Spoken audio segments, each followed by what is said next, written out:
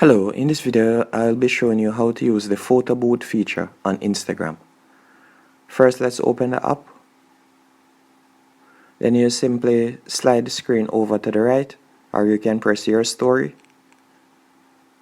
And then in the left hand corner you'd simply tap down and then select photo booth.